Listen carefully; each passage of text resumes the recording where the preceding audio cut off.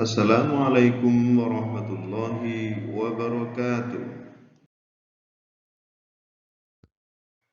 Baik anak-anak, sebelum kita memulai pelajaran kali ini, mari kita berdoa kepada Allah Subhanahu wa taala.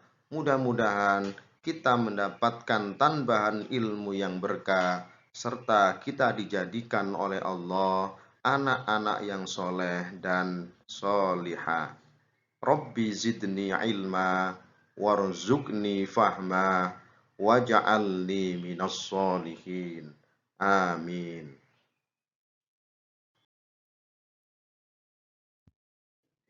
Materi kali ini adalah tentang alat-alat bersuci. Sebelum kita melanjutkan pelajaran kali ini, Bapak akan menunjukkan tujuan pembelajarannya. Yang pertama, mengkategorikan air berdasarkan pembagian dan hukum kegunaannya.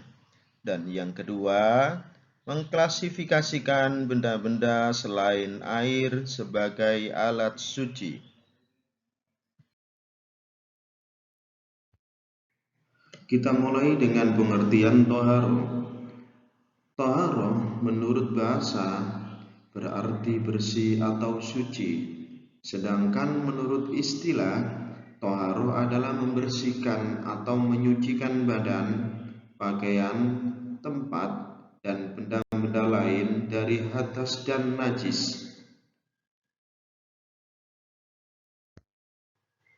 Apa pengertian najis dan hadas?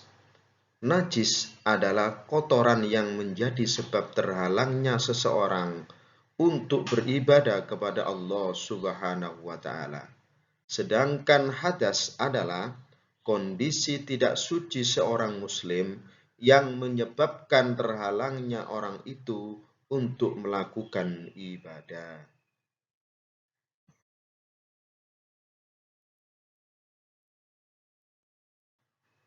Anak-anak, tahukah kalian apa saja alat untuk bersuci?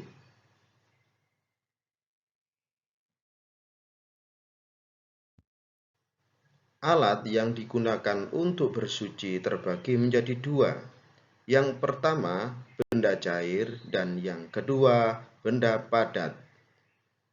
Benda cair contohnya seperti air, sedangkan benda padat contohnya seperti batu, kayu, tisu, dan daun.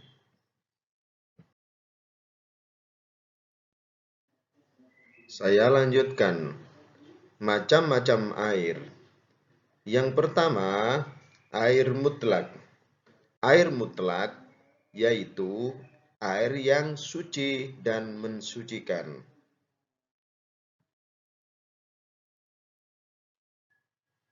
Air mutlak dibedakan menjadi 7. Air sumur, air sungai, air laut, air sumber, air hujan, air embun, dan air es.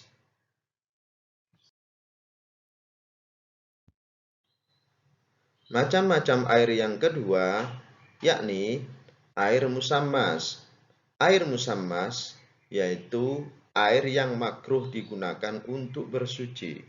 Contoh air musammas, air yang panas karena dalam waktu yang lama terjemur oleh terik matahari dalam bejana selain terbuat dari emas dan perak.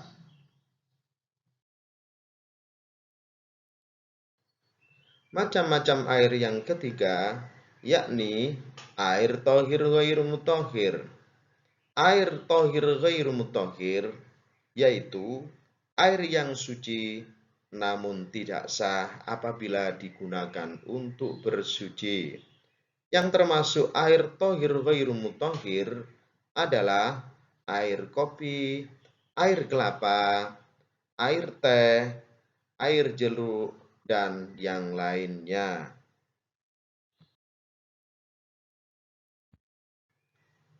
Macam-macam air yang keempat, yakni air mustakmal. Air mustakmal yaitu air yang jumlahnya sedikit yang sudah dipakai untuk bersuci.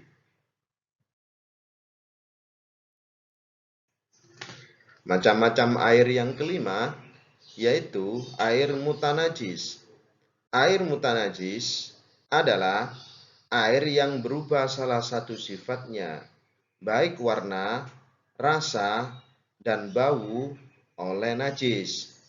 Air yang bernajis yaitu air yang terkena najis tetapi tidak berubah salah satu sifatnya.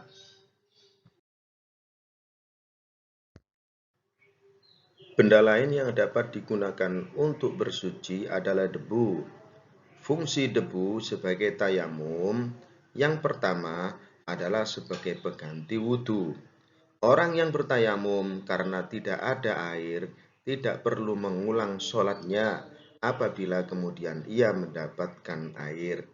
Yang kedua, sebagai pengganti mandi jinabah atau mandi wajib.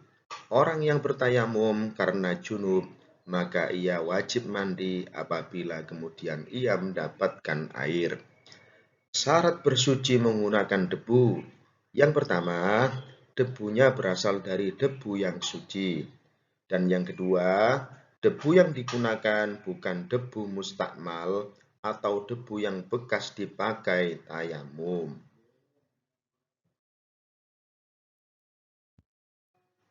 Batu atau benda sejenisnya yang hendak digunakan untuk istinja, syaratnya yang pertama, bendanya harus padat. Yang kedua, bendanya suci. Yang ketiga, bendanya kasar. Dan yang keempat, bukan benda dari barang yang terhormat, seperti makanan, tulang, atau buku agama.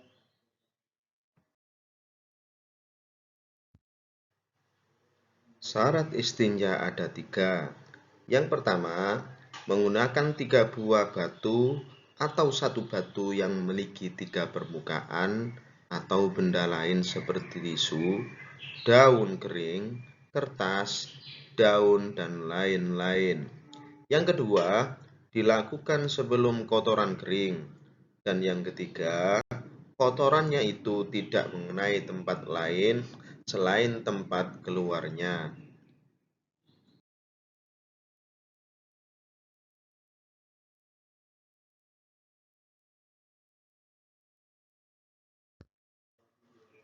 Sampai di sini materi kali ini, dan selamat berjumpa kembali di materi berikutnya, yaitu tentang najis dan hadas.